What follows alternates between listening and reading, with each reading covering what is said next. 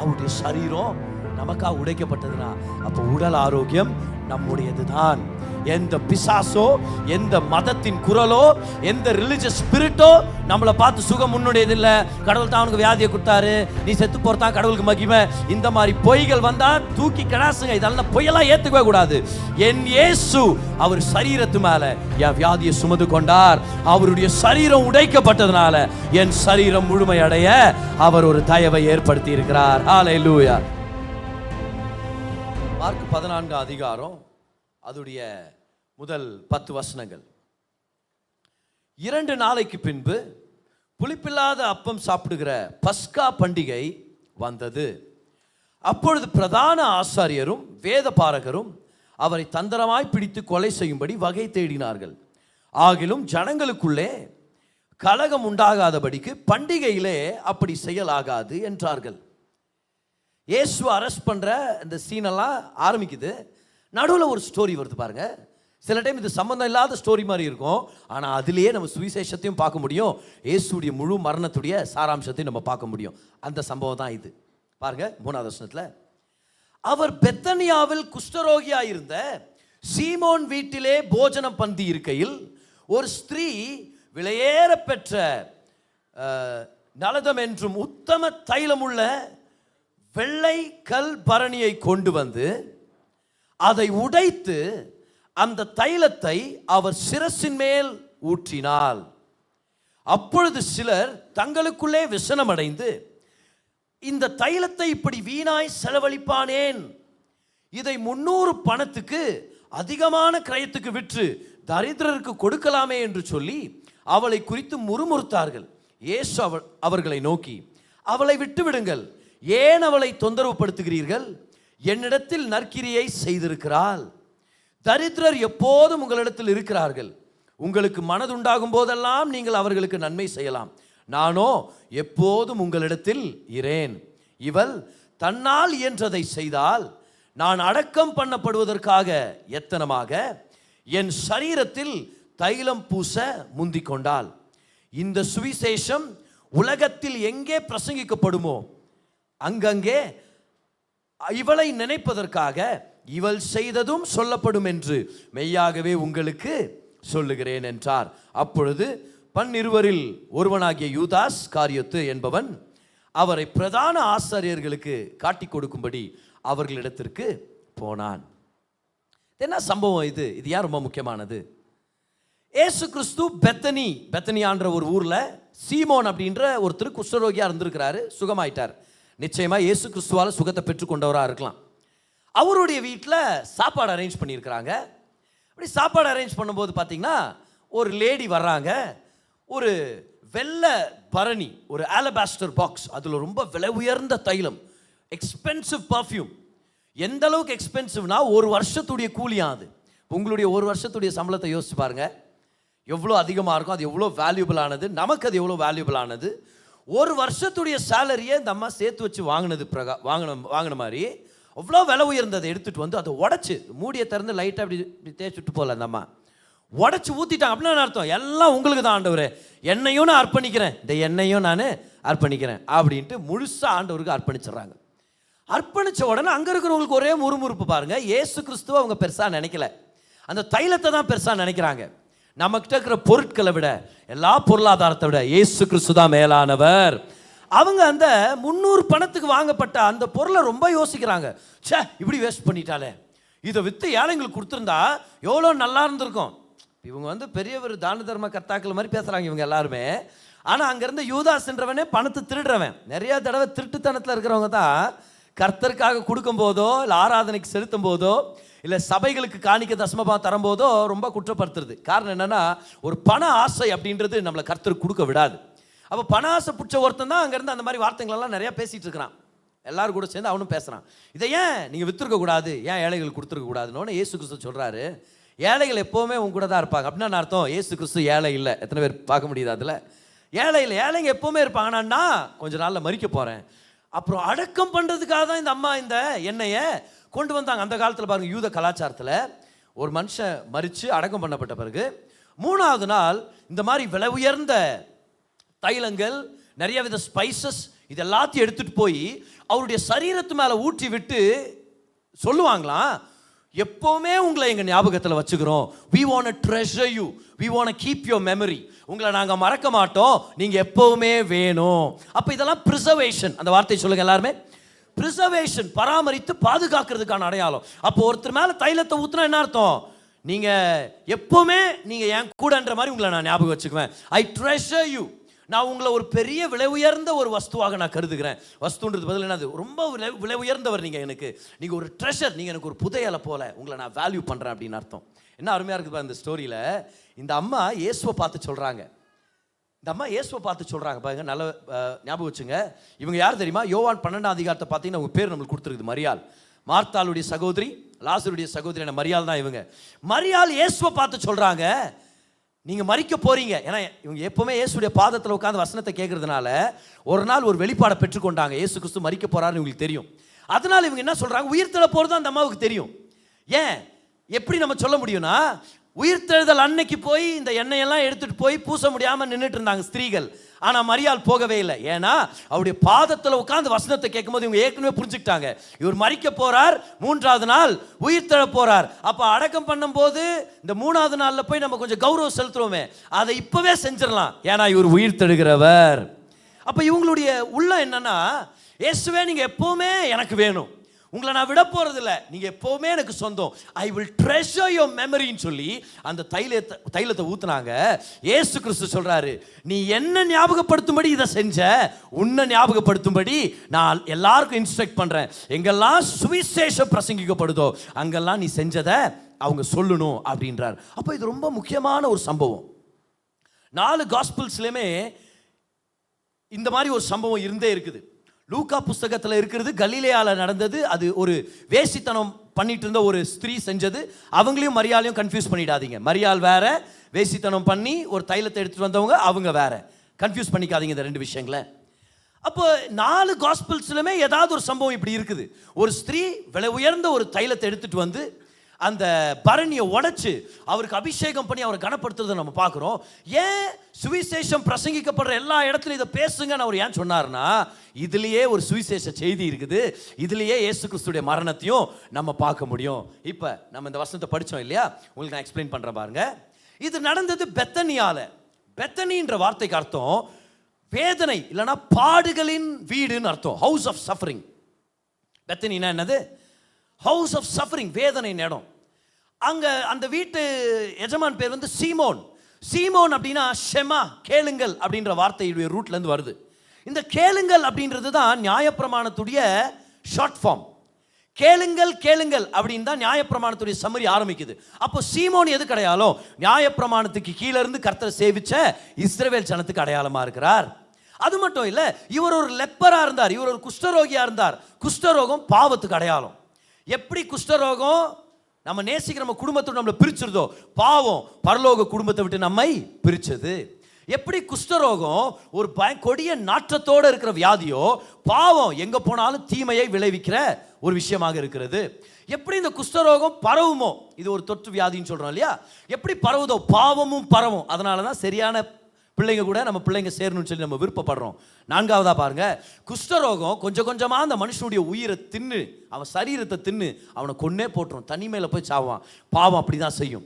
ஒரு மனுஷனுடைய வாழ்க்கையை கொஞ்சம் கொஞ்சமா கொன்னுட்டு ஒரேடியா அவனை நரகத்துக்கு கொண்டு போயிடும். அப்ப பெத்தனியான்றது வேதனையின் வீடு, குஷ்டரோகம்ன்றது பாவம், பாவத்தின் அடையாளம், பாவத்துடைய விளைவின் அடையாளம். அப்ப இது எதுக்கு அடையாளம்? இந்த என்டையர் சம்பவமே உலகத்துக்கு அடையாளமா இருக்குது. இந்த உலகம் பாவம் நிறைஞ்ச உலகம். இந்த உலகத்துல பாவத்துடைய நாற்றம் கொடியதா இருந்துச்சு. இந்த உலகத்துல வேதனை அதிகமா இருந்துச்சு, பாடுகள் அதிகமா இருக்கிற ஒரு உலகம். ஆனா இப்பேற்பட்ட ஒரு வீட்டுக்குள்ள ஒரு ஸ்திரீ, அந்த ஸ்திரீ பேரு மரியாள், ஒரு வெள்ளை பரணியை கொண்டு வர்றாங்க. This is the picture பாருங்க. ஒரு வெள்ளை பரணியை கொண்டு வர்றாங்க. இந்த பரணிக்குள்ள விலை உயர்ந்த தைலம் இருக்குது. இந்த விலை உயர்ந்த தைலம் இமயமலையிலிருந்து அதை கொண்டு வர்றாங்க. அதை ஏற்றுமதி பண்ணி இறக்குமதி பண்ணி கொண்டு வர்றதுனால அதோடைய விலை ரொம்ப அதிகமா இருக்கிறது. அப்போ ஒரு விலை உயர்ந்த உத்தம தைலம் வெள்ளை கலர் ஒரு பாக்ஸ்ல இருக்குதுன்னா, அப்ப இது எதுக்கு அடையாளமா இருக்குது? இது யாருக்கு அடையாளமா இருக்குது? Come on church, சத்தமா ஆன்சர் பண்ணுங்க. தூயவர் வானாதி வானங்களை விட்டு நமக்காக இறங்கி வந்திருக்கிறார். விலையேற பெற்ற ரத்தத்தோட இறங்கி வந்தவர். ஹல்லேலூயா. நாற்றம் பிடிச்ச குஷ்டரோகம் இருக்கிற வேதனை இருக்கிற உலகத்துக்குள்ள விலை உயர்ந்த தைலமானவர் இறங்கி வந்தார்னா அது யாரு? இன்னும் சத்தமா சொல்லுங்க பார்க்கலாம். அவருடைய பேரை ஜீசஸ் நமக்காக இறங்கி வந்தார். எத்தனை பேர் சந்தோஷப்படுறீங்க? அவர் நமக்காக இறங்கி வந்தார். பெத்தனினா வேதனையின் வீடு பார்க்காம இறங்கி வந்தார். வேதனை வீட்டுக்குள்ள தான் நான் வருவேன் அப்படின்னார். குஷ்டரோகம்ன்றது நாற்றத்தின் இடம். அந்த இடத்துக்கு இறங்கி வர்றார். அந்த நாற்றத்தை சரி பண்ணும்படி அவருடைய சுகந்த வாசனையோட அவர் இறங்கி வந்திருக்கிறார். ஹல்லேலூயா. எப்படி ஒரு மரியாள் இயேசு கிறிஸ்துவை பெற்றெடுத்தாங்களோ, இங்க இன்னொரு மரியாள் இயேசு கிறிஸ்துவுக்கு அடையாளமான அந்த உத்தம தைலத்தின் பரணியை கொண்டு வருகிறார்கள். இது இயேசு கிறிஸ்துவுக்கு அடையாளமா இருக்குது. உன்னத பாட்டு 1 அதிகாரம் 3 வசனத்தில் பாருங்க. இயேசு கிறிஸ்துவின் நாமத்தை பத்தி நம்ம படிக்க முடியுது. The name of Jesus. இயேசுவின் நாமம் உமது பரிமள தைலங்கள் இன்பமான வாசனை உள்ளவைகள். உமது நாமம் ஊற்றுண்ட பரிமள தைலமாக இருக்கிறது. அவருடைய நாமம் இயேசு கிறிஸ்து. Jesus, his name is sweet perfume, is sweet ointment. உங்க வாழ்க்கையில எப்பேற்பட்ட நாற்றமா இருக்கலாம். உறவுகள் உடைஞ்சு போன நாற்றமா இருக்கலாம், வியாதியின் நாற்றமா இருக்கலாம், இல்லனா பாவ பழக்க வழக்கத்துடைய நாற்றமா இருக்கலாம். Don't worry about it all. இயேசு கிறிஸ்துவை கொண்டு வாங்க. இயேசு கிறிஸ்துவை உயர்த்துங்க. அவரை ஆராதிங்க. அவரை ஆராதிக்க ஆராதிக்க அவருடைய சுகந்த வாசனை நம்மளுடைய வாழ்க்கை நாற்றத்தை எல்லாவற்றையும் மேற்கொண்டு நமக்கு ஒரு நல்ல இனிமையான வாழ்க்கையை கொண்டு வரும். ஹல்லேலூயா. எல்லாரும் கைகளை உயர்த்தி சொல்லுங்க பார்க்கலாம். எல்லா சூழ்நிலைகள் மத்தியில சொல்லுங்க, நான் இயேசுவின் நாமத்தை உயர்த்துவேன். அப்ப நமக்காக இமயமலைன்றது என்னது? உலகத்திலே மிக ஹையஸ்ட் பீக்னு சொல்லுவாங்க இல்லையா, ரொம்ப உயர்ந்த மலைகள்ல அதுதான் உயர்ந்தது அப்படின்றாங்க. ஏசு கிறிஸ்து நமக்காக வானாதி வானங்கள்ல இருந்து இறங்கி வந்தார். அப்ப பெத்தனின்றது உலகத்துக்கு அடையாளம், அங்க சீமோனுடைய வீடுன்றது இஸ்ரவேல் நாட்டுக்கு அடையாளம், லெப்ரசி அப்படின்றது பாவத்தின் எல்லாவித தீமையான விளைவுகளுக்கு அடையாளமா இருக்குது. இப்பேற்பட்ட இடத்துல யார் பிரதர் வருவா? அவர் வந்தார். அவர் வந்தார். இந்த தூய்மையான உத்தம தைலமான இயேசு கிறிஸ்து இறங்கி வந்தார். உத்தம தைலம் ஒன்று இருக்குது பாருங்க, பியோர் அப்படின்னு இருக்கும். பாவம் இல்லாதவர், பாவம் செய்யாதவர், பாவம் அறியாதவர், அவர் நமக்காக இறங்கி வந்தார். இறங்கி வந்தது மட்டும் இல்லை பாருங்க, முக்கியமான ஒரு விஷயத்தை நம்ம பார்க்கிறோம். 14 அதிகாரம் அதுடைய 3 வசனத்தை பாருங்க. ஒரு ஸ்திரீ விலையேற பெற்ற உத்தம தைலம் உள்ள வெள்ளை கல் பரணியை கொண்டு வந்து அதை உடைத்து, எல்லாரும் சொல்லுங்க, அவர் உடைக்கப்பட்டார்.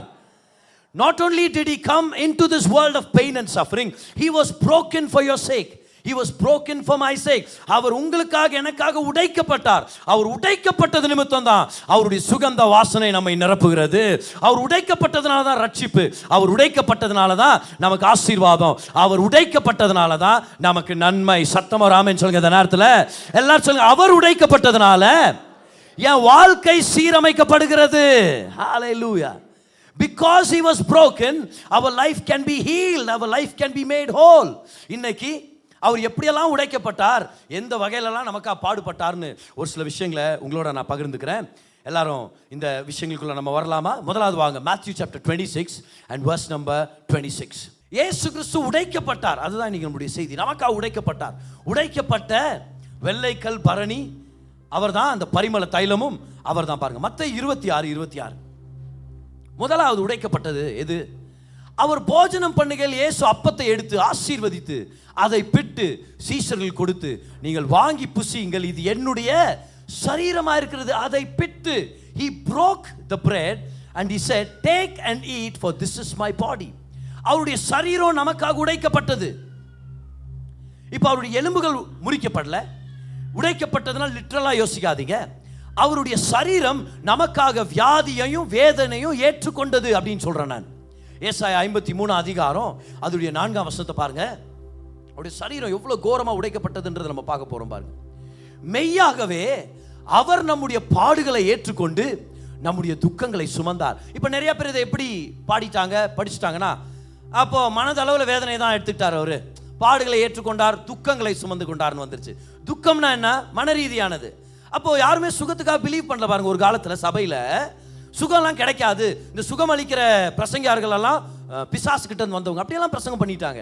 ஏன்னா இந்த ஒரிஜினலை நிறைய பேர் மறந்துட்டாங்க. இப்ப நல்லா கவனிங்க, அவர் நம்முடைய பாடுகளை ஏற்றுக்கொண்டு வருதுல. இந்த பாடுன்ற வார்த்தை வந்து கோலி. கோலி கோலினா என்னது? ஆர்சிபின்னு சொல்லாதீங்க. கோலினா வியாதிகள். அப்ப அந்த இடத்துல பாடுகள் இருக்கிறது எப்படி படிக்கணும் நம்ம? என் வியாதிகளை ஏற்றுக்கொண்டு என் துக்கங்களை சுமந்தார்னு படிக்கிறோம் இல்லையா? அந்த துக்கங்கள்ன்ற வார்த்தை மக்கோப். என்ன வார்த்தை அது? மக்கோப்னா வலிகள், பெயின்ஸ். உங்க சரீரத்துல வியாதி இருக்குதா, வலி இருக்குதா? கர்த்தர் சொல்றாரு, அதை நான் சுமந்துக்கிட்டேன். என் சரீரம் உனக்காக பிற்கப்பட்டது. My body was broken for you so that you can be healed. Amen. Broken. எல்லாரும் சொல்லுங்க பார்க்கலாம். broken சொல்லுங்க பார்க்கலாம். எந்த அளவுக்கு நமக்காக கிழிக்கப்பட்ட தெரியுமா? பாருங்க, இயேசு சிலுவையில் போடுறதுக்கு முன்பதாக சவுக்கடி கம்பத்தில் கட்டி போட்டு அடிக்கும்படி பிலாத்து அவர் ஒப்பு கொடுத்தார். இந்த சவுக்கடி கம்பத்தில் கட்டிட்டாங்கன்னா முதல் குச்சிங்க கம்புங்களை வச்சு உடம்ப முழுசா அடிப்பாங்களாம் பாரு. எதுக்காகனா, எடுத்தோன்னு சாட்டையில் அடிக்க மாட்டாங்க. உடம்பெல்லாம் நல்லா அந்த கம்புங்களால போட்டு அடிச்சு உடம்பு மெதுவாயிரணும். இந்த சதை பிக்கிறதுக்கு ரொம்ப லகுவா இருக்கணுன்றதுக்காக உடம்பெல்லாம் போட்டு அடிச்சிருவாங்களாம் பாருங்க. அடிச்சிட்ட பிறகு இந்த ரோமன் ஃபிளாஜிலம்னு ஒன்று இருக்கும். கேட்டோ 9 டெயில்ஸ்ன்னு சொல்லுவாங்க. பூனை வாள்களால் செய்யப்பட்ட 9 கயிறுகளுடைய ஒரு சவுக்கு. அந்த சவுக்கு கயிறு எடுத்து அதில் எலும்பு துண்டுங்க கொக்கிங்களெல்லாம் கட்டி வச்சு, நல்லா கவனிங்க, உடம்பை ஏற்கனவே அடி பின்னிட்டாங்க பாருங்க. இந்த பெரம்பை வச்சு பாஸ்டர் ஆஃப் தி கிரைஸ்ட்ல கூட அந்த சீன் காமிச்சிருப்பாங்க. அடிக்கிறவங்க கூட மூச்சு வாங்கிட்டு அவங்க ரொம்ப டயர்ட் ஆகிட்டு இருப்பாங்க பாருங்க. ஆனால் இவர் எந்திரிக்க மாட்டார்னு நினச்ச நேரத்தில் தான் அப்படியே கம்பத்தை பிடிச்சி எந்திரிக்கிற ஒரு சீன் ரொம்ப மனதை உருக்கிற ஒரு சீனாக இருக்கும். நான் சொல்கிறேன், அப்படி நடந்திருக்க வாய்ப்பு இருக்குதுன்னு சொல்கிறேன். நான் என் பிள்ளைகள் மேலே ஒரு அடி வரக்கூடாதுன்னு அவர் எந்திரிச்சு நின்றுப்பாருன்ற. நான் உடம்பே இப்போ மெதுவாயிருச்சு இல்லையா? இப்போ ஈஸியாக தோல் பிக்கிற மாதிரி அப்படி அடித்து உடம்பே காயப்படுத்திட்டாங்க இல்லையா? இப்போ என்ன பண்ணுவாங்களாம், இந்த கேட்டோ 9 டெயில்ஸு 9 கயிறுகளுடைய இந்த சவுக்கு எடுத்து அடிப்பாங்களாம் பாருங்க. அடிக்கும் போது அந்த சவுக்கு கயிறு உடம்பு பிடிச்சுக்கும். அப்படியே முதல் லெவல் தான் தெரியுமா, தோலை உரிச்சிருமா பாருங்க. ஸ்கின் அவுட் பண்ணிருமா பாருங்க, தோலை உரிச்சிருமா. முழு சரீரமே தோல் உரிக்கப்பட்ட ஒரு நபர் யாருன்னு பார்த்தா இயேசு கிறிஸ்துவானவர்.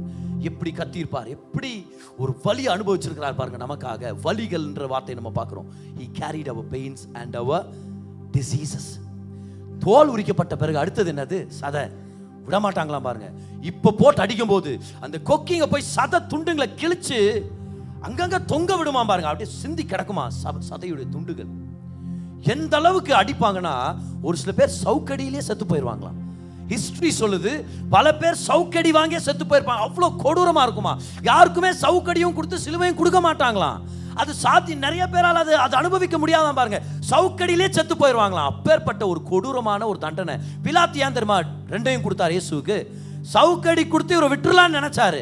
ஆனா அந்த ஜனங்க விடல. இவரை சிலுவையில் அறையும் சொல்லி அவர் விட்டு கொடுத்துட்டாரு பாருங்க. எது உண்மைன்றதுக்காக நிக்காம அவர் விட்டு கொடுத்தாரு. கை கழுவிடுறப்பா நான், என் மேல வர வேண்டாம் அந்த பழின்னு சொல்லி யாருமே அனுபவிக்காத தண்டனை இயேசு கிறிஸ்து அனுபவிச்சார். ஏன் சரித்திரத்திலே யாருமே இது 2 அனுபவிச்சிருக்க மாட்டாங்க. இவர் மட்டும் இதை அனுபவிக்கிறார். சவுக்கடியும் அனுபவிச்சார், சிலுவையும் அனுபவிச்சார். சதை கிழிஞ்சிட்ட பிறகு அடுத்தது என்னது? நரம்புகள் தெரியும். இந்த கொக்கிகள் எடுத்து அடிக்கும் போது நரம்புகள் அந்து போகுமா பார். நரம்புகள் அந்து போயிடுச்சுன்னா கை காலெல்லாம் பேரலைஸ் ஆயிடும். நல்லா கவனிங்க. அன்னைக்கு இயேசு கிறிஸ்து சிலுவை சுமக்கிறதுக்கு ஏன் சீமோன்ன்ற ஒருத்தர் உடைய சகாயம் தேவைப்பட்டிருந்திருக்கும். ஏன்னா ஒரு வேத வல்லுநர் சொல்றாரு, சவுக்கடி அடிக்கும் போது தொடை மேல ரொம்ப ஃபோக்கஸ் பண்ணி அடிக்கும் போது தொடையில இருக்கிற நரம்பு ஒன்று அந்து போனா கூட நிக்கிறது கூட கஷ்டமா இருக்குமா. 150 kg சிலுவையை தூக்கி அவருடைய சரீரத்தில் வைக்கும் போது அவர் உண்மையாவே நிக்கிறது கூட கஷ்டப்பட்டிருக்க வாய்ப்பு இருக்குது அப்படின்றாரு. நமக்காக அனுபவிச்சார். நம்ம பார்க்குறோம், சில டைம் ரொம்ப கேஷுவலா 2-3 சவுக்கடி வாங்கினார் நினைக்கிறோம். இந்த பிக்சர் உங்களுக்கு காமிக்கிறேன் பாருங்க. ஆதி சபையின் வேத வல்லுநர்கள் அவங்க சொல்றாங்க, அந்த காலத்தில் நடந்த குரூசிஃபிக்ஷன் எலும்புகள் தெரிகிற அளவுக்கு அடிப்பாங்க அப்படின்றாங்க. எலும்புகள் தெரியுமா? சங்கீதம் 22 படிக்கிறோம், I could count all my bones அப்படின்றாரு. என் எலும்புகளை எண்ண முடியும் அப்படின்றாரு. அந்த அளவுக்கு கிழிச்சு போட்டாங்களாம் பாருங்க. இந்த லெஃப்ட்ல நம்ம பார்க்கிறோம் பாருங்க, சரீரத்தில் அது என்னன்னே தெரியாது.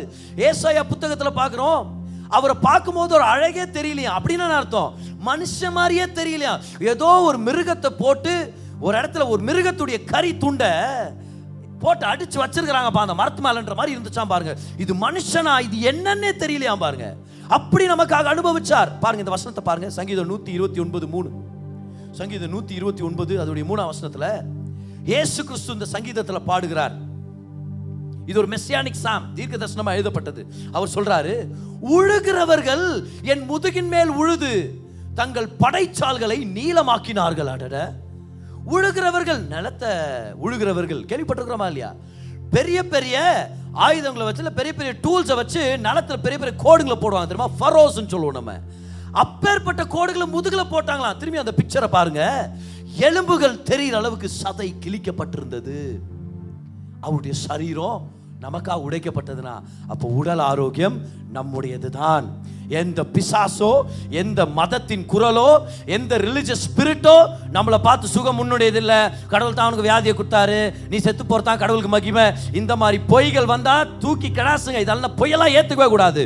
என் இயேசு அவர் சரீரத்து மேல என் வியாதியை சுமந்து கொண்டார்.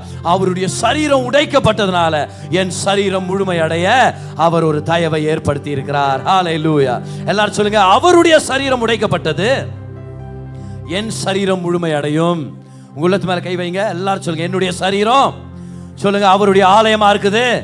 ஆரோக்கியம் என்னுடையது, சுகம் என்னுடையது, சௌக்கியம் என்னுடையது. இயேசுவின் நாமத்தில். அவருடைய சரீரம் மட்டும் உடைக்கப்படல, மனதளவில் அவர் உடைக்கப்பட்டார். மனதளவில் உடைக்கப்பட்டார். பாருங்க, இயேசு கிறிஸ்துவானவர் கெத்செமனே தோட்டத்தில் ஜெபிக்கும் போது ரத்தத்தின் துளிகள் அவருடைய வேர்வையின் மூலமாக சிந்தினதை நம்ம பார்க்கிறோம். ரத்தத்தின் துளிகள். எப்படி இது நடக்கும்னா, ரொம்ப பிரஷர் அதிகமா இருந்தாதான் மனதால தாங்க முடியாம நரம்புகள் வெடிச்சிருமா. நரம்புகள் வெடிச்சா அந்த ரத்தம் இப்ப எப்படி வரும் வெளியே? இந்த வேர்வையின் குழாய்கள் வழியா வெளியே வருமா பாரு. இது மரண தண்டனை கைதிகள் தான். எப்போவாவது ஒரு தடவை தான் இந்த மாதிரி சம்பவமே நடக்குமா. ஹை பிரஷர், யோசிச்சு பார்க்க முடியாத அளவுக்கு பெரிய மன அழுத்தம் வந்தால் தான் அப்படி நடக்குமா. இதுக்கு மெடிக்கலா ஒரு டேர்ம் இருக்குது பாருங்க, ஹெமடைட்ரோசிஸ். அன்னைக்கு இயேசு கிறிஸ்து கெத்செமனே தோட்டத்தில் நமக்காக ஜெபிக்கும் போது இதை தான் அவர் பார்த்தார். என்னன்னு, தன்னுடைய சரீரம் அவ்வளோ பெரிய வியாகுலத்துக்குள்ள கடந்து போனது. காரணம் என்னது? இமோஷ்னலா அவர் ஒரு அட்டாக்ல இருக்கிறார், இல்லை இமோஷ்னலா பயங்கரமான ஒரு ப்ரோக்கன் சிச்சுவேஷன்ல இருக்கிறார். எந்த அளவு, ஏன் அந்த ப்ரெஷர் பிரதர் அவருக்கு என்ன பிரதர் ஆச்சுன்னு சிலுவைக்கே போலையே. அப்ப எதை நினைச்சு அவர் அவ்வளோ வியாகுலப்பட்டார்னா, கவனிங்க, நிறைய காரணங்கள் இருக்குது அவர் வியாகுலப்படுறதுக்கு. ஆனா அவர் வியாகுலப்பட்டது மிகப்பெரிய காரணம் என்னன்னா, எந்த பாவத்தை வெறுத்தாரோ அந்த பாவமாகவே இப்ப சிலுவையில தொங்குணுமா இருக்குது. அந்த பாவத்தின் நிமித்தம் இத்தனை நாட்கள் நித்தியத்துக்கும் பிதாவோட இணைஞ்சிருந்த அந்த இணைப்பு துண்டிக்கப்பட போகுது. இவ்வளோ நாள் பிதாவோட நெருக்கமா இருந்தவர் சரித்திரத்தில் முதல் தடவை பாருங்க, மத்தேயு 27 அதிகாரம் 46 வசனத்துல இவ்வளோ நாள் ஆதி முதல் அந்த நாள் வரைக்கும் என் பிதான்னு சொல்லி க்ளோஸா இருந்தார் பாருங்க. அவரோடவே க்ளோஸா இருக்க இப்பேற்பட்ட நிலைமையில இருந்த தேவகுமாரன் முதல் தடவை தன்னுடைய பிதாவை பார்த்து சொல்றாரு, ஹேலி ஹேலி லாமா சபக்தானி என்று மிகுந்த சத்தமிட்டு கூப்பிட்டார். அதற்கு அர்த்தம் என்னது? என் தேவனே ஏன் என்னை கைவிட்டீர் என்று அர்த்தம். என் தேவனே ஏன் என்னை கைவிட்டீர். இவர் தேவனே ஏன் கூப்பிட போறாரு? ஏன் உரத்து சத்தமா கூப்பிட போறாரு? இவர் பிதா கிட்ட ரொம்ப க்ளோஸ். ஆனா என் தேவனே ஏன் என்னை கைவிட்டீர்னா, அந்த இடத்துல சிலுவையில உங்க மேல என் மேல விர வேண்டிய அந்த பாவம் அவர் சுமந்து கொண்டதுனால உங்களுக்கும் எனக்கும் கிடைக்க வேண்டிய அந்த நியாய தீர்ப்பு, உங்களுக்கும் எனக்கும் கிடைக்க வேண்டிய அந்த கைவிடப்படுதல், நம்மை கைவிட வேண்டியது இயேசு கிறிஸ்து சிலுவையில் கைவிடப்பட்டார். அப்ப நான் ரெண்டாவது உங்கள்கிட்ட சொல்றேன், அவர் சரீரம் உடைக்கப்பட்டது மட்டும் இல்ல, மனதளவில் அவர் உடைக்கப்பட்டவராக இருந்தார். He was broken in soul. ஏன்? பிதாவோட நெருக்கமா இருக்க முடியலையே. என் தேவனே ஏன் என்னை கைவிட்டீர். இன்னைக்கு நான் உங்களை பார்த்து சொல்றேன், பிதாவானவர் இயேசுவை கைவிட்டார். இன்னைக்கு உங்களை ஒரு காலமும் கைவிட போறதில்லை, ஒரு போதும் உங்களை கைவிட போறதே இல்லை. எப்போ உங்களோட இருக்கிறார். சில டைம் நம்ம இப்படி பேசுறோம் தெரியுமா, நம்ம கிறிஸ்துவுக்காக இவங்க இப்படி மரிச்சாங்க, கிறிஸ்துவுக்காக அவர் இப்படி மரிச்சார். இந்த விஷயங்களை கேள்விப்பட்டு நம்ம ரொம்ப துக்கப்படுறோம் கூட. அந்த காலத்து கிறிஸ்தவங்களுக்கு என்ன மாதிரி ஒரு வேதனை உபத்திரவம் இருந்துச்சு. கொதிக்கிற எண்ணெயில போட்டு எரிக்கிறதா இருக்கலாம், அதை நெருப்புல போட்டு எரிக்கிறதா இருக்கலாம், சிங்கங்களுக்கு அப்படியே தூக்கி கடாசுறதா இருக்கலாம், பப்ளிக்காக அவங்களை அவமானப்படுத்துறதா இருக்கலாம். எத்தனை வேதனைகள் அனுபவிச்சாங்க. நம்ம இப்படி யோசிச்சிடறோம் இல்லையா? இயேசு நமக்காக பாடுகளை அனுபவிச்சார், நம்மளும் இயேசுக்காக பாடுகளை அனுபவிக்கிறோம்ட்டு அசால்ட்டா சொல்லிடுறோம். ஆனா கவனிங்க, நமக்காக இயேசு பாடுபட்டதுக்கும் நம்ம அவருக்காக பாடுபடுறதுக்கும் பெரிய வித்தியாசம் இருக்குது. நம்ம அவருக்காக பாடுபடும் போது தேவன் நம்மளை விட்டு போறாரா? ஆண்டவருடைய பிரச்சனை இன்னும் அதிகமா வெளிப்படுது. அந்த காலத்துல சொல்றாங்க பாருங்க, கிறிஸ்தவர்களை மரிக்கிற நாள் வரும்போது கிறிஸ்தவர்களை துன்பப்படுத்தி சில பேர் கம்பத்தில் பற்ற வச்சிருவாங்களாம், ஒரு சில பேர் ரெண்டா வெட்டிடுவாங்களாம் பாருங்க. ஒரு சில பேரை கொதிக்கிற எண்ணெயில போட்டுருவாங்களாம். அப்படியே சிங்கங்கள், கரடி, புலிங்களுக்கெல்லாம் அப்படியே எல்லாரும் பார்க்குற மாதிரி ஷோ மாதிரி ஒரு ஸ்டேடியம்ல ஒரு இரையாக போடுவாங்களாம். ஆனா அங்க பார்த்துட்டு இருக்கிற ஜனங்க ஒரு இடத்துல பார்த்து கேட்பாங்களாம், மரணத்துல கூட இந்த ஜனங்க எவ்வளவு சந்தோஷமா இருக்கிறாங்க பாரு அப்படின்வாங்களாம். சாவும் போது கூட ஒரு பயமே இல்லாம சமாதானத்தோடு இருக்கிறாங்க பாரு. ஒரு சில பேர் சொல்லுவாங்களாம், செத்தா அந்த மாதிரி சாவணும் நம்மன்னு சொல்லி ஸ்டேடியம்ல இருந்து இறங்கி ஓடி வருவாங்களாம், நானும் கூட சாவுறேன் அப்படின்னு சொல்லி. ஏன்னா கிறிஸ்துவுக்காக நம்ம பாடுபடும் போது தேவனுடைய பிரச்சனை நம்மளை விட்டு போறது இல்ல, அதுக்கு மாறாக அதிகமாக வெளிப்படுகிறது. ஆனா கிறிஸ்து நமக்காக பாடுபடும் போது தேவனுடைய பிரச்சனை அங்க இல்ல. ரெண்டும் சேம் இல்ல. அவர் நம்மளை விட ரொம்பவே அதிகமாக துன்பப்பட்டார். இன்னைக்கு அவர் மனதளவுல நமக்காக உடைக்கப்பட்டது நிமித்தம் உடைந்து போன உங்களுடைய உள்ளத்துக்கு சுகத்தை கர்த்தர் ஏற்படுத்தி இருக்கிறார். உங்களுடைய உள்ளத்துக்கு கர்த்தர் சுகத்தை வைத்திருக்கிறார். ஹல்லேலூயா.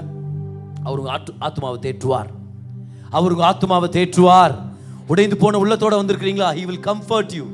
He will satisfy you with his goodness. அவருடைய அன்பு நிமித்தம் அவர்களை satisfy பண்ணுவார், அவர்களை கம்ஃபர்ட் பண்ணுவார், அவர்களுக்கு சுகத்தை தருவார். அது மட்டும் இல்ல பாருங்க, அவர் இன்னொரு பெரிய ஒரு உடைக்கிற அனுபவத்தை சிலுவையில் அனுபவிச்சார். ஒரு வளர்ந்த ஒரு ஆண்மகன், ஒரு grown male, அந்த மனுஷன் அழ வைக்கிறது ரொம்ப கஷ்டம். சரியா? ஜென்ரலா பாருங்க, பொதுவா ஆண்கள் வந்து பட்டுன்னு அழ போறது இல்லை. பட்டுன்னு என்ன ஆனாலும் அதை எப்படியாவது தாங்கிக்கிட்டு நம்ம குடும்பத்துக்காக நம்ம நிற்கணும் அப்படின்னு விருப்பப்படுறோம். என்ன ஆனாலுமே யார் முன்னாடி அழுதுறக்கூடாதுப்பா அப்படின்ற ஒரு எண்ணம் இருக்கும். ஒவ்வொரு ஆண்களுக்கும் அது இருக்கும். நம்ம அழுவதாக இருந்தால் தனியாக போய் அழுவோம், கர்த்தர் முன்னாடி போய் அழுவோம். நம்ம விசுவாசிகள்கிட்ட சொல்கிறேன், நம்ம ஆராதனையில் அழுவோம், கர்த்தர் இடத்துல தான் வந்து அழுவோம். நம்ம காமிச்சிக்க மாட்டோம். ஆனால் ஒரு ஒரு ஆம்பளைய உடைக்கிற ஒரு விஷயம் ஒன்று இருக்குதுன்னா என்ன தெரியுமா? எல்லாத்தையும் தாங்கிக்குவான் பாருங்க அந்த மனுஷன். குடும்பத்துக்காக கஷ்டம், பண கஷ்டம், அது இது எல்லாத்தையும் தாங்கிக்குவான். ஆனால் இந்த நிந்தை, ஒரு அவமானம்னு வந்துருச்சுன்னா அது ஒரு ஆணை ரொம்ப உடைச்சு போட்டுரும். இங்கே இருக்கிற எல்லாரும் கூட நீங்கள் ஒத்துக்க முடியும் பாருங்க. இன்சல்ட்னு ஒன்று வந்துருச்சுன்னா அது ரொம்ப பெரிய ஒரு விஷயம் பாருங்க, பெருசாக தாக்கிடும். அன்னைக்கு இயேசு கிறிஸ்து சிலுவையில் இருக்கும்போது எப்பேற்பட்ட இன்சல்ட்டை அனுபவிச்சார்னு பாருங்களேன். சங்கீதம் 69:7 பாருங்க. Psalm 69 verse number 7.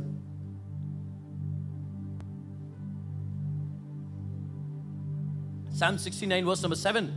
இயேசு கிறிஸ்து பத்தின தீர்க்கதரிசனமான சங்கீதம். அவர் சொல்றாரு, பிதாவே உமது நிமித்தம் நிந்தையை சகித்தேன், லட்சை என் முகத்தை மூடிற்று.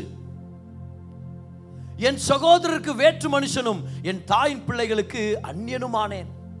எனக்குன்னு யாருமே இல்லைன்றார். சிலுவையில் சொல்றார், எனக்குன்னு யாருமே இல்லை. உங்களை நிந்தப்படுத்துறதெல்லாம் என் மேல விழுது. எத்தனை ஜனங்க தேவனை நிந்திச்சிருப்பாங்க, அந்த அத்தனை நிந்தையும் இப்ப யார் மேல விழுந்ததான்? இயேசு கிறிஸ்து மேல விழுந்ததான். இப்ப வாங்க எல்லாருமே மத்தேயு 27:39 வாங்க. Matthew 27 verse number 39 பாருங்க. Matthew 27 and verse number 39 பாருங்க. இயேசுவை கொல்கதா மலையில சிலுவையில அறைந்த பின்பு ஒட்டு துணி இல்லாம ஒரு வாலிபனை கொடுமை கொடுத்து அங்க தொங்க போட்டிருக்கிறாங்க சிலுவையில. அங்க என்ன நடக்குது பாருங்க. அந்த வழியாய் நடந்து போகிறவர்கள் தங்கள் தலைகளை துலுக்கி தேவாலயத்தை இடித்து 3 நாளைக்குள்ளே கட்டுகிறவனே, உன்னை நீயே ரட்சித்துக்கொள், நீ தேவனுடைய குமாரனானால் சிலுவையிலிருந்து இறங்கி வா என்று அவரை தூஷித்தார்கள். 44 வசனம் வரைக்கும் பாருங்க.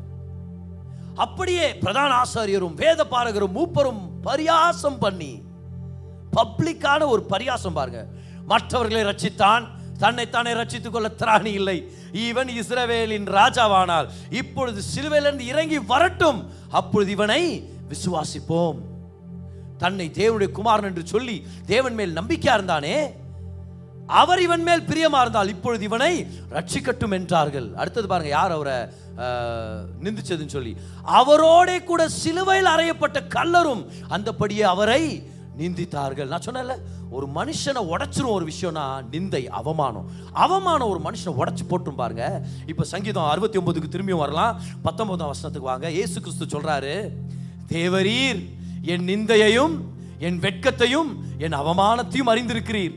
என் சத்துருக்கள் எல்லாரும் உமக்கு முன்பாக இருக்கிறார்கள். நிந்தை என் இருதயத்தை பிளந்தது. நிந்தை என் இருதயத்தை பிளந்தது. நான் மிகவும் வேதனைப்படுகிறேன். எனக்காக பரிதபிக்கிறவன் உண்டோ என்று காத்திருந்தேன், ஒருவரும் இல்லை. தேற்றுகிறவர்களுக்காக காத்திருந்தேன், ஒருவனையும் காணேன். 21 வசனத்தை பாருங்க. என் ஆகாரத்தில் கசப்பு கலந்து கொடுத்தார்கள், என் தாகத்துக்கு காடியை குடிக்க கொடுத்தார்கள். அப்ப இது இயேசு கிறிஸ்துடைய வார்த்தைகள். திரும்பி அந்த 20ஆம் வசனத்துக்கு அவர் கேட்கிறாரு, யாராவது என் மேல பரிதபிப்பாங்களான்னு பாக்குறேன். யாருமே பாவம்னு ஒரு வார்த்தை சொல்ல மாட்டேங்கிறாங்க. பிதாவும் இல்லை, தன்னை பெற்றெடுத்த தாயும் இல்லை. யோவான்கிட்ட சொல்லிட்டார் கூட்டிட்டு போன்னு, இல்லையா? இமேஜின் பண்ணுங்க பார்க்கலாம். அந்த இடத்துல தன்னுடைய சகோதரர்கள் இல்லை, சீஷர்கள் யாருமே இல்லை. அவர் சொல்றாரு, எனக்கு பரிதபிக்கிறது யாராவது உண்டோ என்று காத்திருந்தேன், ஒருவனும் இல்லை.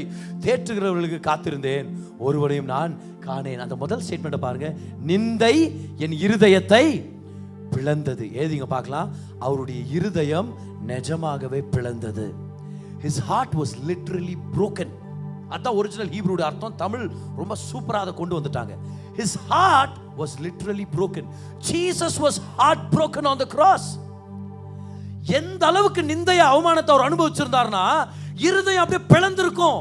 இருதயம் உள்ளுக்குள்ள வெடிச்சிருச்சு பாருங்க. ஏன்னா அவ்வளோ வியாகுலம்.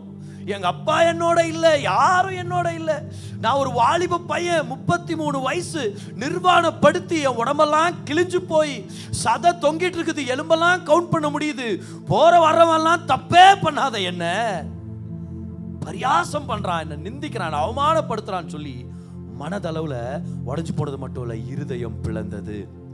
His heart was really broken. உங்களுக்கு நான் ப்ரூஃப் கொடுக்குறேன் பாருங்க. யோவான் 19 அதிகாரம் 34 வசனத்துல பார்க்கிறோம். எல்லாம் பூகம்பம்லாம் வந்த உடனே அந்த சேவகர்கள் நினைச்சாங்களாம், சீக்கிரமா இதை முடிச்சுட்டு நம்ம போயிடலாம்ப்பா எல்லாரும் அப்படின்னு சொல்லி நினைக்கிற நேரத்தில் பார்த்தா சொன்னாங்களா, அடட இவங்கெல்லாம் இன்னும் உயிரோட இருக்கிறாங்களே சொல்லி இந்த 3 சிலுவை பாருங்க. இந்த 3 சிலுவையில ஒரு பக்கம் ஒரு கல்லர், இன்னொரு பக்கமும் ஒரு கல்லர் இருக்கிறாரு, நடுவில் இயேசு கிறிஸ்து. நல்லா சிலுவையில ஒரு மனுஷன் எப்படி மரிக்கிறான்? ஆணி அடிக்கப்பட்ட பிறகு சுவாச காற்று உள்ள இழுக்க முடியும், ஆனா வெளியே விட முடியாது. அப்ப என்ன பண்ணும்? கால் ஊன்றி மேல வந்து மூச்சுடணும். திரும்பி கை வலிக்கும், ஏன்னா ஆணி அடிச்சிட்டாங்களா, திரும்பி கீழே போகும். கீழே போன உடனே மூச்சு விட முடியாது. திரும்ப என்ன பண்ணும்? ஆணி அடிக்கப்பட்ட கால்கள் கீழே ஒரு பலகை இருக்குது, அந்த பலகை மேல ஊன்றி திரும்பி மேல நிக்கணும், மேல நின்று மூச்சு விடணும். அப்போ ஒரு மனுஷனை சாவடிக்கணும்னு என்ன பண்ணும்? காலை உடைக்கணும். காலை உடைச்சிட்டா அவனால மேல ஊன்றி நிக்க முடியாது. அப்படி நிக்க முடியாத பட்சத்துல மூச்சு திணறி அந்த மனுஷன் செத்துருவான் சிலுவையில. அப்ப சிலுவையில சாகுறது வந்து மூச்சு திணறி தான், ரத்தம் அதிகமா சிந்தப்படுறதுனால இல்லை. நல்லா கவனிங்க. இந்த சேவகன் பார்க்குறான் பாருங்க, இந்த 100க்கு அதிபதி பார்க்குறான், சீக்கிரம் அதை முடிச்சுட்டு வீட்டுக்கு போகலாம், எல்லாம் இருண்டு கிடக்குது, பூகம்பம் வந்துருச்சு, எல்லாருக்கும் பயம், ஏன்னா பயங்கரமாயிடுச்சு, அந்த சம்பவமே பயங்கரமாயிடுச்சு அந்த இடத்துல. இருட்டு, வாங்கடா போயிடலாம். இல்லை சார் இன்னும் உயிரோட இருக்கிறான்னு தெரிஞ்சுன்னு அவர் சொல்றாரு, காலங்களை உடைங்கடா அப்படின்னு. உடனே வந்து ஃபர்ஸ்ட் இவன் உயிரோட இருக்கிறான், கல்லன் அவனுடைய காலை உடைச்சு, இன்னொரு பக்கமும் கல்லன் உயிரோட இருக்கிறான், அவனுடைய காலை உடைச்சு, நடுவில் இயேசுடைய காலை உடைக்க வர்றாங்க. உடைக்கிறவன் சொல்றான், சார் இல்லை சார் ஏற்கனவே அவரு மரிச்சிட்டாரு. டேய் மரிச்சிட்டாரா?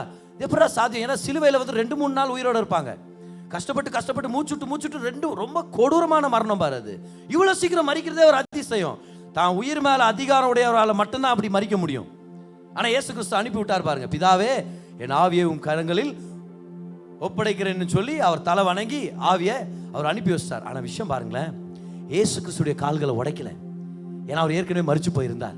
அப்ப அவர் சொல்றாரு, எதை செக் பண்ணுப்பா அப்படின்னு. உடனே கவுனிங்க, ஈட்டி எடுத்து தன்னுடைய மார்பிள குத்தும் போது, யோவான் 19:34 படிக்கிறோம், உடனே ரத்தமும் தண்ணீரும் புறப்பட்டது. என்ன இது? எப்படி இது ரத்தமும் தண்ணீர் வரும்? கவனிங்க, இருதயம் இருக்குது ரிப் கேஜ்க்கு உள்ள, இருதயத்துக்கு கீழே இருதயத்தை வந்து ஃப்ரிக்ஷன்ல இருந்து இதெல்லாத்தையும் கொஞ்சம் பாதுகாக்கிறதுக்காக ஒரு பேக் இருக்கும், அது பேர் வந்து பெரிகார்டியம்னு சொல்லுவாங்க. மெடிக்கல் ஸ்டூடெண்ட்ஸ் ப்ரொஃபஷனல்ஸ்க்கெல்லாம் தெரியும். இந்த பெரிகார்டியம்குள்ள பெரிகார்டியல் ஃப்ளூயிட்னு ஒன்று இருக்கும்.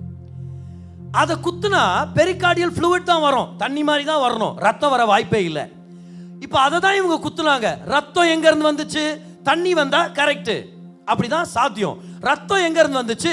69ஆம் சங்கீதம் அதுடைய 20ஆம் வசனத்துல இயேசு கிறிஸ்து சொன்னார் தெரியுமா, இந்த நிந்தை என் இருதயத்தை பிளந்தது. சிலுவையில் அவர் அனுபவிச்ச அவமானத்தினால உண்மையாவே அவருடைய இருதயம் பிளந்து, இருதயத்தில் இருக்கிற ரத்தம் பெரிகார்டியம்ல இருக்குது.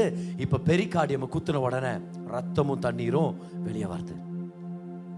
உண்மை அவருடைய இருதயம் நமக்காக பிளந்தது, உடைக்கப்பட்டது. ஏன்னா நம்ம எல்லாருமே உடைக்கப்பட்ட இருதயத்தோடு இருக்கிற நம்ம அனைவரும் ரட்சிக்கப்பட்டு சுகத்தை பெற்றுக்கொண்டு நிறைவான இருதயத்தோடு வாழும்படி கர்த்தர் இதை ஏற்படுத்தி இருக்கிறார். Jesus died broken hearted so that you and I can live with our hearts full of his affection. அவருடைய நேசத்தினால வாழும்படி அவர் நம்ம அழைத்திருக்கிறார். எல்லாரும் சொல்லுங்க, அவர் எனக்காக உடைக்கப்பட்டார். சத்தமா சொல்லுங்க, எனக்காக உடைக்கப்பட்டார்.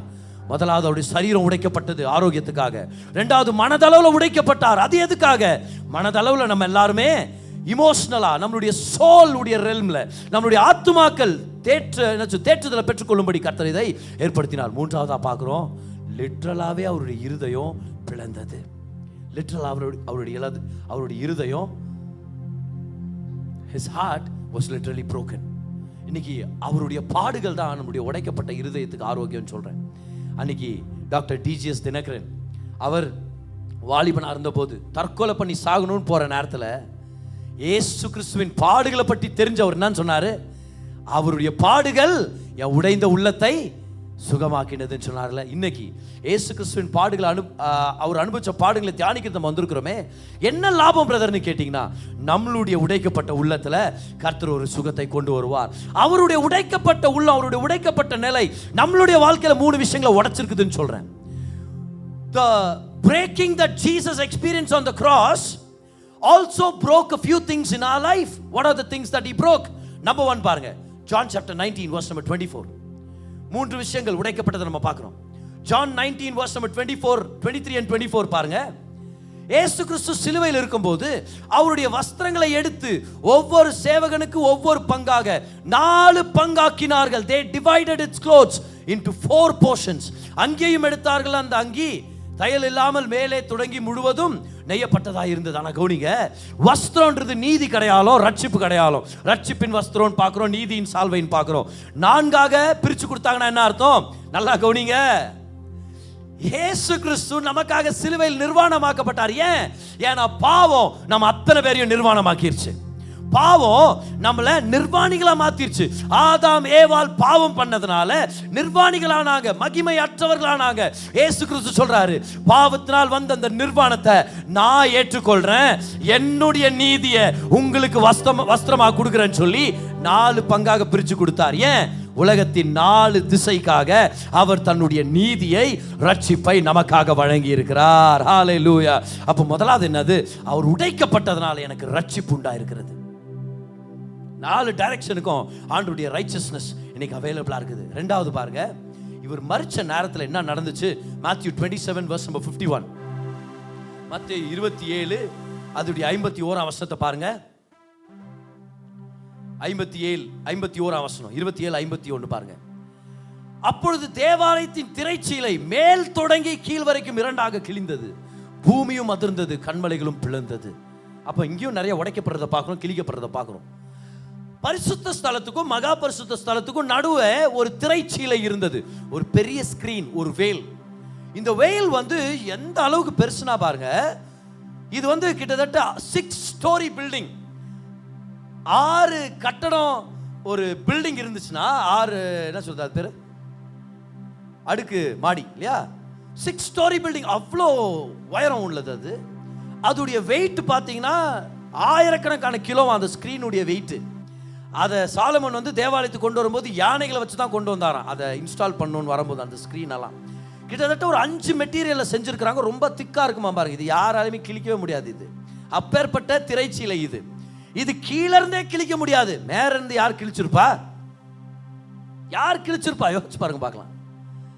இயேசு கிறிஸ்துவின் மரணம் வந்த உடனே பிதாவானவர் சொல்றாரு, இவ்வளவு நாள் என்னையும் உன்னையும் பிரிச்சிருந்த அந்த பிரிவினை முடிவடைந்தது. இந்த இயேசு கிறிஸ்து என்னுடைய குமாரன், இவருடைய சரீரம் கிழிக்கப்பட்டதனால உனக்கும் எனக்கும் ஒரு உறவு ஏற்படும்படியாக ஒரு வழி உண்டாயிருக்கிறது. அவருடைய சரீரம் கிழிஞ்சிருச்சுன்னா இனி இந்த திரைச்சீலை இருக்க கூடாதுன்னு சொல்லி மேல இருந்து கீழே வரைக்கும் கிழியும்படி கர்த்தரே கிழிச்சிட்டு இறங்கி வந்தாருன்னு சொல்றேன் நான். ஆமென். எந்த மனுஷனாலும் கிழிக்க முடியாது, மேல இருந்து தேவன் கிழிச்சிட்டு வெளியே வந்து சொல்றாரு, இனி பாவம் என் ஜனங்களை விட்டு என்ன பிரிக்க முடியாது. ஏன்னா தேவ குமாரனுடைய மாம்சம் கிழிக்கப்பட்டதனால ஒரு திரைச்சீலை இனி தடையா இருக்க கூடாது. எல்லாரும் சொல்லுங்க, அவருடைய மாம்சம் கிழிக்கப்பட்டதனால ஜீவ மார்க்கம் எனக்கு திறந்திருக்கிறது. எபிரேயர் 10 அதிகாரம் 20 வசனத்தை பாருங்க. Hebrews chapter 10 and verse number 20. Hebrews 10 and verse number 20ல இதுக்கான அர்த்தத்தை நம்ம பார்க்க முடியும். அந்த மார்க்கத்தின் வழியாய் பிரவேசிப்பதற்கு அவருடைய ரத்தத்தினாலே நமக்கு தைரியம் உண்டாயிருக்கிறபடினாலும். 19ஆம் வசனத்துக்கு வாங்க. Hebrews 10:19 பாருங்க. இங்கிலீஷ் பைபிள்ல வந்து 20ல இருக்கும். verse number 19 பாருங்க. ஆகால் சகோதரரே, நாம் பரிசுத்த ஸ்தலத்தில் பிரவேசிப்பதற்கு இயேசுவானவர் தமது மாம்சமாகிய திரையின் வழியாய் புதிதும் ஜீவனுமான மார்க்கத்தை நமக்கு உண்டு பண்ணினார். அவருடைய சரீரம் கிழிக்கப்பட்டதனால இன்னைக்கு மகா பரிசுத்த ஸ்தலத்தில் போய் நாம் அவரை ஆராதிக்க முடியும். முதலாவது பார்த்தோம், நீதி நமக்கு உண்டாயிருக்கிறது. ரெண்டாவது, பாவத்துக்கு அதிகாரம் இல்லைன்னு கர்த்தர் அதை தூக்கி கடாசிட்டாரு. மூன்றாவது என்ன நடந்துச்சுன்னு பாருங்களேன். மத்தேயு 27:51. இங்க வேற ஒரு உடைப்பை நம்ம பார்க்கிறோம். some of the breaking what broke here, Matthew 27 verse 51ல பார்க்கிறோம். கல்லறைகளும் திறந்தது, நித்திரை அடைந்த அநேக பரிசுத்தவான்களுடைய சரீரங்களும் எழுந்திருந்தது. கல்லறைகள் திறந்தது. கல்லறைனா மரணம். மரணத்துக்கு இனி அதிகாரம். மரணம் நடுங்கிருச்சு. நான் சொல்றேன், ஜீவன் மட்டும் இல்ல, மரணம் நடுங்கிருச்சு. ஏசு கிறிஸ்து மரிச்ச உடனே மரணத்தினால தாங்க முடியல. ஏன்னா மரணம் யோசிக்குது, ஜீவனின் அதிபதியே மரிச்சார்னா ஐயோ இனி எனக்கு அதிகாரம் இல்ல, தேவனுக்கு சொந்தமானவங்களை என்னால பிடிச்சு வைக்க முடியாது. So number 3, no more death. மரணத்திலிருந்து கர்த்தர் ஒரு விடுதலையை ஏற்படுத்தி இருக்கிறார். எல்லாரும் சொல்லுங்க பார்க்கலாம். அவர் உடைக்கப்பட்டது என் கட்டுகளை உடைத்தெறிய. சத்தமா சொல்லுங்க பார்க்கலாம். கை உயர்த்துங்க இந்த நேரத்தில். எல்லாரும் சொல்லுங்க, அவர் உடைக்கப்பட்டது என் கட்டுகளை உடைத்து எறிய. To break my bondages. எல்லாரும் சொல்லுங்க, அவர் மரித்ததனால கட்டுகளுக்கு கீழே உட்பட்டவனா நான் இருக்க போறது இல்ல. வியாதின்ற கட்டுக்கு அதிகாரம் இல்ல, தரித்திரம்ன்ற கட்டுக்கு அதிகாரம் இல்ல, மன உளைச்சல், டிப்ரெஷன், ஆங்ஸைட்டி இதுக்கான அதிகாரம் இல்ல. எனக்காக அவர் உடைக்கப்பட்டார். எனக்காக அவர் உடைக்கப்பட்டார்னா என் கட்டுகள் உடைந்து போனது. ஆமென். he was broken for you. பாருங்க, இதெல்லாம் எங்க இருந்து பார்க்கிறோம் நம்ம? பெத்தனின்ற ஊருக்குள்ள வெள்ளை கல் பரணியல் நிரப்பப்பட்ட அந்த விலை உயர்ந்த தைலத்தை பத்தி பார்த்துட்டு வர்றோம். நமக்காக நம்ம இருக்கிற இடத்துக்கு இறங்கி வந்தது மட்டும் இல்லை, நமக்காக அந்த பரணி உடைக்கப்பட்டது போல இயேசு கிறிஸ்து நமக்காக உடைக்கப்பட்டிருக்கிறார். இன்னைக்கு அவருடைய உடைக்கப்பட்ட இந்த பாடுகளின் சத்தியம் தான் நம்மளுடைய உடைந்து போன உள்ளங்களுக்கு ஒரு மருந்தாகவும் ஒரு ஆசீர்வாதமாக இருக்கிறது. இன்னைக்கு ஒருவேளை உடைந்து போன உள்ளத்தோடு நீங்கள் வந்திருந்தீங்கன்னா கர்த்தர் உங்களுக்கு சுகத்தை வச்சிருக்கிறார். நீங்கள் ஏதோ நினச்சி நீங்கள் மனசு கவலையோடு நீங்கள் வந்திருக்கலாம். வேலையில் யாரோ ஏமாற்றி இருக்கலாம், இல்லை வாழ்க்கையில் ஏதாவது ஒரு விஷயம் நடக்காமல் இருக்கலாம். எப்போ தான் எனக்கு கல்யாணம் ஆகும், எப்போ நான் பிள்ளையை பெற்றெடுப்பேன், எப்போ எனக்கு இந்த சூழ்நிலை சரியாகும், என்னை பற்றி இவங்க தப்பாக பேசிட்டாங்க, என்னை அவமானப்படுத்திட்டாங்க. சில பேர் இங்கே இருக்கிறோம் பாருங்க, நான் பண்ணாத தப்பு என் மேலே சுமத்திட்டாங்க, நான் என்ன செய்யறதுன்னு தெரியல, அதனால் நான் மீண்டு வரவே இல்லை, நான் என்ன செய்யறதுனே தெரியல. அதனால சில உறவுகள் உடஞ்சு போய் இங்கே வந்திருக்கலாம். சில உறவுகள் உடஞ்சு போய் மன வேதனையோட வந்திருக்கலாம். எப்ப இந்த உறவுகள் சீர்படும் என்னுடைய வாழ்க்கையில, கர்த்தர் உங்களை பார்த்து சொல்றாரு, உன்னுடைய உடைந்து போன உள்ளத்துக்கு மருந்து நான் ஒன்று வச்சிருக்கிறேன், அந்த மருந்தை பெற்றுக்கொண்டா நீ நல்லா இருப்பேன். என்ன மருந்து அது? வாங்க, லூக்கா 4:18. Look chapter 4 and verse number 18. உடைந்த உள்ளங்கள் சுகமாகிறதுக்கான வழி இதுதான். இயேசு கிறிஸ்து சொல்றாரு பாருங்க, லூக்கா 4:18 சொல்றாரு, கர்த்தருடைய ஆவியானவர் என் மேல் இருக்கிறார், தரித்திரருக்கு சுவிசேஷத்தை பிரசங்கிக்கும்படி என்னை அபிஷேகம் பண்ணினார். எல்லாரும் சுவிசேஷம் சொல்லுங்க, சத்தமா சொல்லுங்க. சுவிசேஷம் சொல்லுங்க, இன்னும் சத்தமா சொல்லுங்க. சுவிசேஷம். ஓகே, இன்னொரு தடவை சொல்லுங்க பார்க்கலாம். சுவிசேஷம். ஏன் சுவிசேஷம் அவ்வளோ ஆழமா உங்களை சொல்றேன்னா, அடுத்த ஸ்டேட்மெண்ட்டை கவனிங்க. இருதயம் உடைந்து போனவர்களுக்கு குணமாக்கவும், இருதயம் நறுங்குண்டவர்களை குணமாக்கவும். To heal the broken hearted. உங்களுடைய உடைந்து போன உள்ளம் ஆண்டவருக்கு ரொம்ப ரொம்ப முக்கியம். அந்த உடைந்து போன உள்ளத்தை அவர் சுகமாக்கணும்னு சொல்லி விருப்பப்படுகிறார். உடைந்து போன ஆண்டவர் வந்து ரட்சிப்பை மட்டும் கொடுத்துட்டு கூட்டிட்டு போலான்னு வரல. கவனிங்க, ஆவிக்கு ரட்சிப்பை கொடுத்து அங்கதான் ரட்சிப்பு ஆரம்பிக்குது.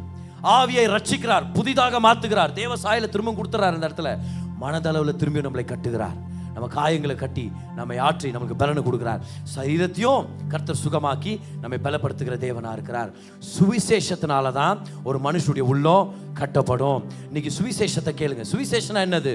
இயேசு எனக்காக இறங்கி வந்தார், என் பாவங்களை அவர் சுமந்தார், எனக்காக மரித்தார், எனக்காக உயிர் தெழுந்தார். இந்த சத்தியத்தையே திரும்ப திரும்ப கேட்கறது தான் சுவிசேஷம்ன்ற நான். இயேசு சிலுவையில் என்ன செஞ்சு முடிச்சாருன்றது கேளுங்க. உங்க உடைந்து போன உள்ளத்துக்கான ஆரோக்கியம் அதுதான், மருந்து அதுதான். இன்னைக்கும் கர்த்தர் தேடி வந்திருக்கிறார். யார் யார் உடஞ்சு புள்ளத்தோட வந்திருக்கிறீங்க, அவர் தேடி வந்திருக்கிறார்.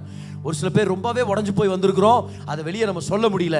ஆனால் கர்த்தருக்கு தெரியும் நீங்க யாருன்னு. உங்களை சுகமாக்குறது அவருடைய சித்தமா இருக்குது. You are high priority. Your broken heart is on a high priority in the list of God. கர்த்தர் உங்களை நேசிக்கிறார், அவர்களை தேடி வந்திருக்கிறார், உங்களை சுகமாக்கணும்னு சொல்லி விருப்பப்படுகிறார். ஆமென். ஒருவேளை இன்னைக்கு இயேசு கிறிஸ்துவ சொந்த ரட்சகராக ஏற்றுக்கொள்ளாம யாராவது இங்க வந்திருந்தீங்கன்னா, உங்களை ஒரு புதிதான ஒரு மார்க்கத்துக்கு உங்களை நான் அழைக்கிறேன். இயேசு கிறிஸ்துவ உங்க சொந்த ரட்சகராக ஏற்றுக்கொள்ளுங்க. உடைந்து போன உள்ள மட்டும் இல்ல, மரித்து போனவங்க ஆவியையும் உயிர்ப்பித்து தேவ பிள்ளையாக கர்த்தர் உங்களை மாற்றுவார். இந்த வாய்ப்பை நழுவ விடாதீங்க. பாருங்க, அந்த காலத்துல இந்த வெள்ளைக்கல் பரணியை ஒன்ஸ் உடைச்சிட்டாங்கன்னா திரும்பவும் அதை ரெடி பண்ண முடியாது. அதை யூஸ் பண்ணி ஆகணும். அது எவ்வளவு நேரம் யூஸ் பண்ணி ஆகணும்? ஒரு குறிப்பிட்ட காலத்துக்கு மட்டும்தான். அதுக்கப்புறம் அந்த சுகந்த வாசனை இல்லாம போயிடும். ஏன்னா அது வெளியே வந்துருச்சு. அதை ப்ரொடெக்ட் பண்றதுக்காக தான் அந்த வெள்ளைக்கல் பரணி. அதை உடைச்சிட்ட பிறகு சீக்கிரமா அதை யூஸ் பண்ணிக்கணும். நான் உங்களை பார்த்து சொல்றேன், ஏசு உங்களுக்காக மரிச்சிட்டார், சீக்கிரமா அவரை ஏற்றுக்கொள்ளுங்க. தள்ளி போடாதீங்க ரட்சிப்பின் நேரத்தை. ஆண்டவர் வந்து பைபிள்ல எதுலையுமே ரஷ் பண்றது இல்லை. வேதத்துல ஆண்டவர் ரஷ் பண்றது நம்ம பார்க்கறதே இல்லை. பைபிள்ல ஜீசஸ் நடந்தது நல்ல கவனிங்க.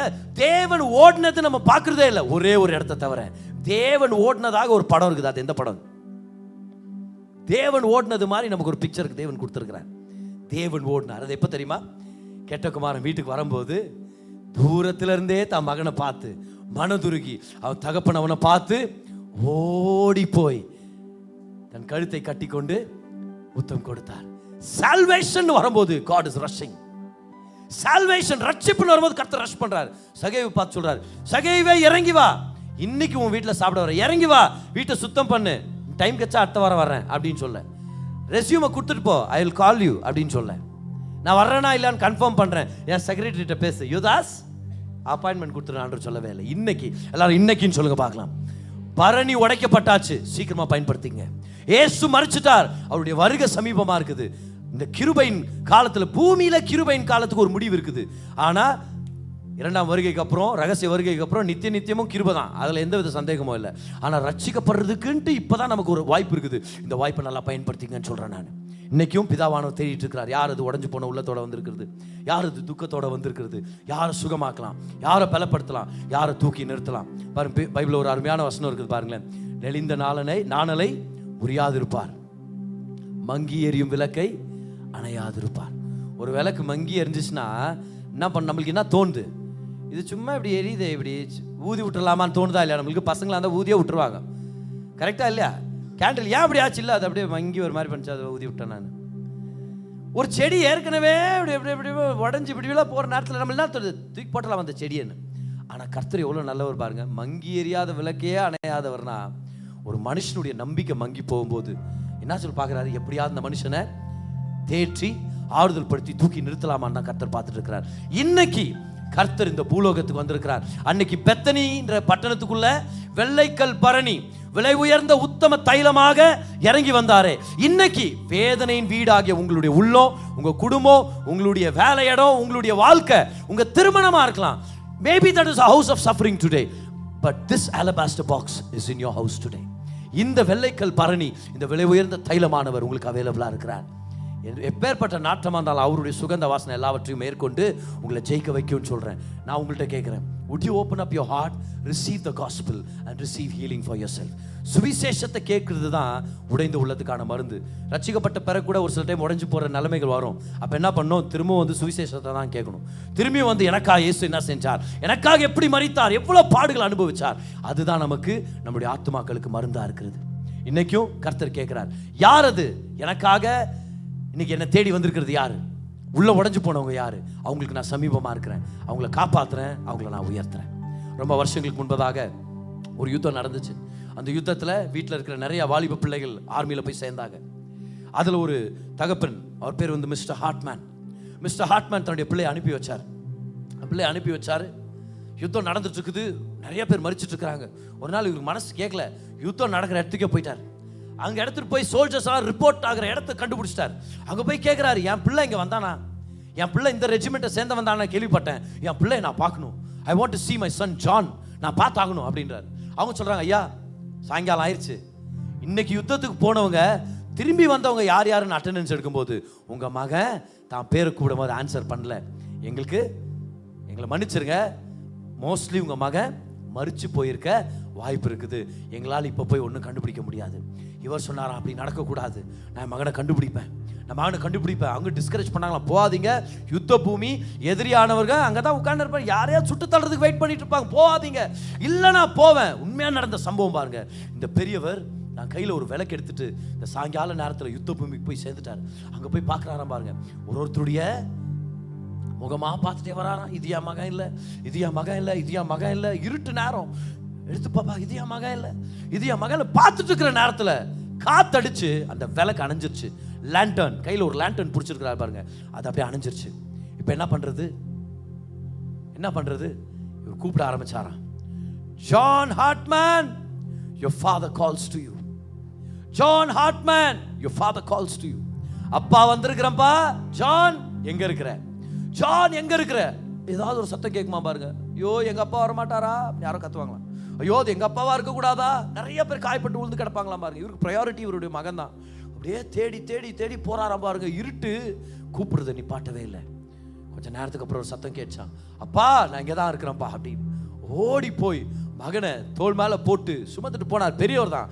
சுமந்துட்டு போய் ஹாஸ்பிட்டலில் சேர்த்து நல்லா சுகப்படுத்தி வீட்டுக்கே கூட்டிகிட்டு போயிட்டார். நான் சொல்கிறேன், இன்னைக்கும் வாழ்க்கையின் யுத்த பூமியில், வாழ்க்கைன்ற யுத்த பூமியில், பெத்தனின்ற அந்த வேதனையின் வீட்டுக்குள்ள பரலோக பிதாவானவர் பரிசுத்த ஆவியானுடைய சத்தத்தின் மூலமாக இன்னைக்கு உலாவி கொண்டிருக்கிறார். இன்னைக்கு இந்த சபையில் உலாவி கொண்டிருக்கிறார். நம்மளை பார்த்து கேட்கிறாரு, is calling out to your name, is calling out your name, is calling out your name. உங்க பேரை கூப்பிட்டு சொல்றாரு, John Hartman, your father calls to you. அப்பா வந்திருக்கிறேன்.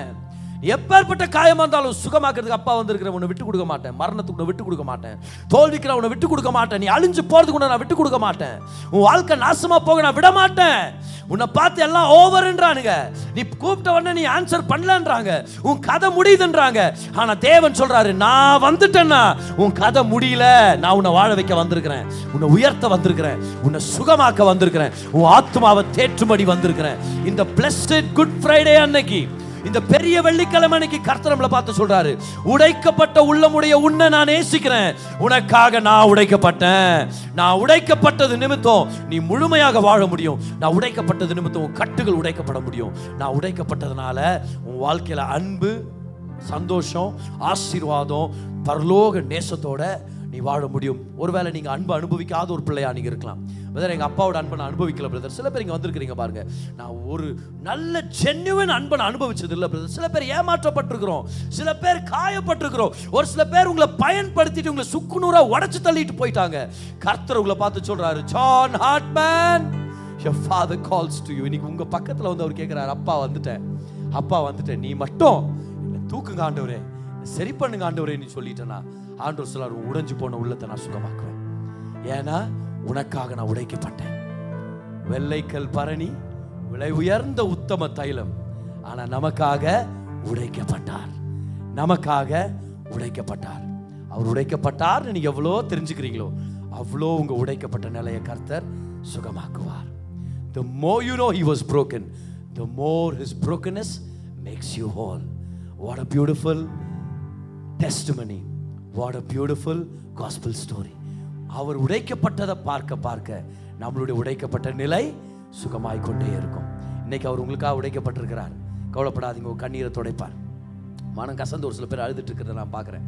கண்ணீரை துடைப்பார், தலை நிமிர்ந்து வாழ வைப்பார், வெக்கப்பட்டு போக விட மாட்டார். அவரை நம்பி வந்துட்டீங்க, அது என்னன்னா ஆகட்டும். நான் சொல்றேன், உலகமே எதிர்த்து வந்து நிக்கட்டும், நரகமே வந்து நிக்கட்டும், உங்களை காப்பாற்றாம விட மாட்டார். உங்களை உயர்த்துவார், உங்களை பெருமையா உங்களை பெருமைப்படுத்துவார் பாருங்க, பேரை பெருமைப்படுத்துவார், உங்களை உயர்த்துவார், நல்லா வாழ வைப்பார். ஏன் உங்க சொந்தக்காரங்களை யாருமே உங்களை பத்தி இப்படி நினைச்சு கூட பார்த்துருக்க மாட்டாங்க. இவெல்லாம் இப்படி வருவான்னு நான் நினைச்சு பார்க்கல. நான் சொல்றேன், அவங்க வாயை அடைப்பாராக இயேசுவின் நாமத்தில். கர்த்தர் உங்களை உயர்த்தி காட்டுவார்ன்ற நான். உங்க கண்ணீர் எல்லாம் சந்தோஷமாக மாறும், உங்க துக்கத்தை அவர் மாற்றி அமைப்பார். எத்தனை பேர் நம்புறீங்க அதை? உங்க சூழ்நிலைகளை மாற்றி அமைப்பார். ஏன்னா அவர்களை நேசிக்கிறார், அவர்களை நேசிக்கிறார்.